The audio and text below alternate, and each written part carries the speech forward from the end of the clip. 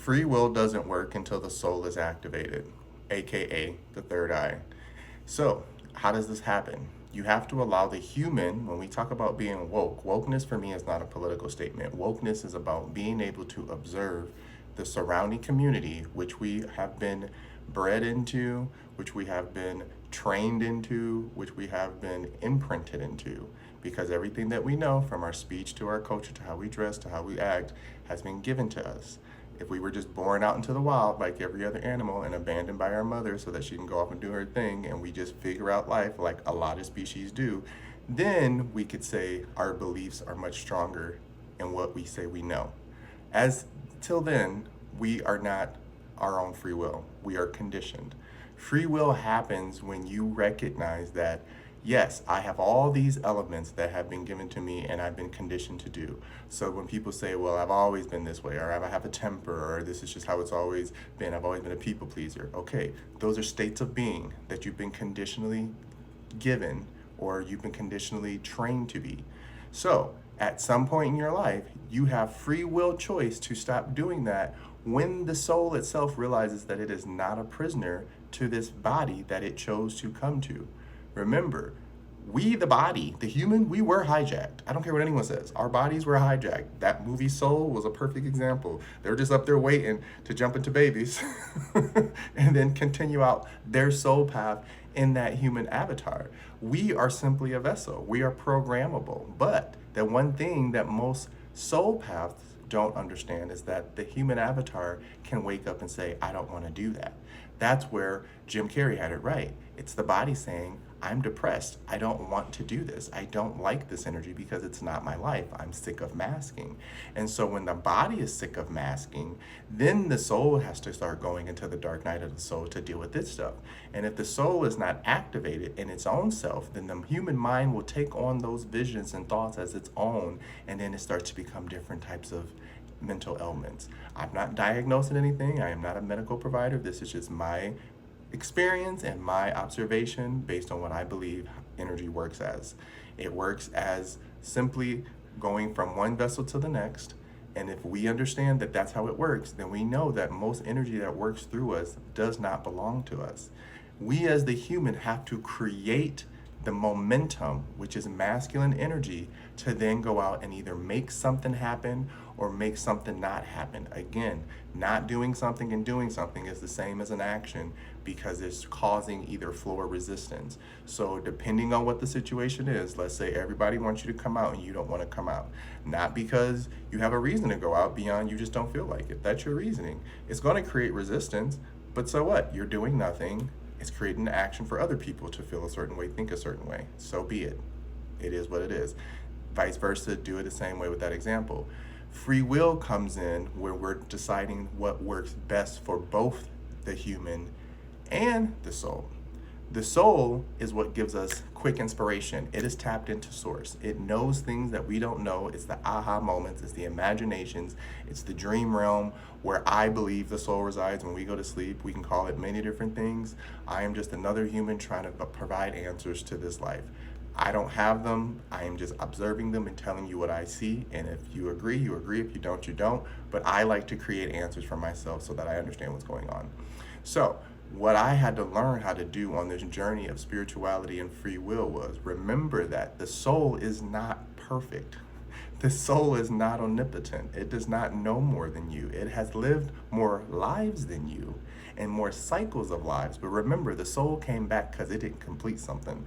So that means the human avatar has the choice and right and free will to participate in that journey. And if they align with their visions and say, yes, I can see myself doing that, or I don't know, but I'm open to trying that, as long as, again, it's done with a place of divinity and not ego. Remember, the soul and the human body have ego. They are created together because one has to believe it enough to exist in it and the other one has to go out and make it be real. So that's why I say distortion when it comes to personalities and perceptions of life. You can be a really good person, but have a really distorted perception of life. You can be a really distorted person and have a beautiful vision of life, right? It's how it goes. And people say rose-colored glasses. This is part of free will as well. The part that makes it true is our belief system that hasn't been ingrained in us based on, again, environment and conditioning. So when we can say, I have the free will to make this choice, we're actually going into our mental, into our emotions, and saying, hey, do you agree with this? Do you like this? And we talk about it with ourselves. And we don't do it because other people want us to. We do it because we genuinely feel that's what we want to do. We don't do it because other people think we should do it. We do it because we genuinely want to. That is free will. The part of the journey that makes it spiritual is there's going to be parts of this life that are going to happen that we, the human, will never have control over, just like the weather. We don't control it. Yes, I know. The government can probably, but as regular civilians are not controlling the weather. And because of that, we have to remember there's always going to be something on the outside of us that is not within our control. So free will comes in and says, hey, how are we going to respond or react to this? This is where emotional intelligence comes in, because if you are putting yourself in situations where you're using your free will correctly and aligning it with discernment, then the body will allow itself to trust the soul and vice versa when they're talking to each other. When you're having this gut feeling about something, but the mind's like, nah, I don't know. That disconnect comes because you're not taking the time to trust your free will. You have physical free will, but you also have emotional and spiritual free will. Again, all of us sit around and think thoughts and decisions and feel things before we actually do anything, right? If you're sitting in a room, let's say you wake up in the morning, you're in the room by yourself. This is a free will moment to lie there or get up. Doesn't matter if you know responsibilities are attached to something else. Your free will choice is to lie there or get up. And when you do that, you start to participate in the game of life. You don't really have much say in how life is going to treat you, but you do have say in how you're going to respond, react, and again, interact. So when the soul has an idea, this comes from a place where I say, it feels urgent, but it has no receipts. And I'm like, you're trying to get something done that I don't need to get done right now. Like, me as the human, I'm good. I know everything is fine. So that's a you thing. And I say this to myself. And then in that moment, I literally go into a deep reflection, and I'm like, yeah, that was a spiritual moment where I can connect it to this and that and this part of my family and this part of, society. And that's just how life works. Every individual is some level of a plug-in for the universe to receive and give messages to. You just have to choose to plug yourself into that wall. You can unplug at any point in time. This is all a game. It's just a choice of a game.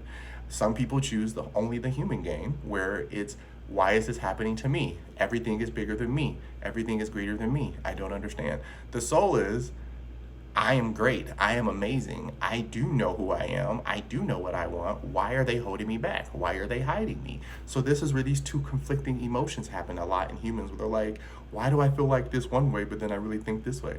Because these are energies trying to complete a cycle together. The higher self that we talk about is spirit. Spirit to me is an energy that invigorates us, like happiness and excitement and things that is like, oh my gosh, I mean, you can have a higher spirit that is revenge. You can have that, but again, question what type of revenge spirit that is, and question, why do you be that vessel for that type of energy? Because we can be born into revenge, but you can also take yourself out of it by using your free will and discernment. If you decide to live that legacy and replicate it, which a lot of families do with ignorance and other stuff, that's where you start getting ancestor trauma. And that's where you have to be like, oh, can I heal this cycle? Again, that's a free will choice. Anytime you, the avatar, does something different than anybody in your timeline, you're healing a cycle. Even if it's not what everyone agrees to, because you're creating space for energy to flow. And energy, when it comes to spirit, needs options. That's why free will is important, because it allows us to then discern when we want to interact with this journey. It's not a hard thing to decide, but it is a hard one to just do. I don't know. I love you. I hope that one makes sense.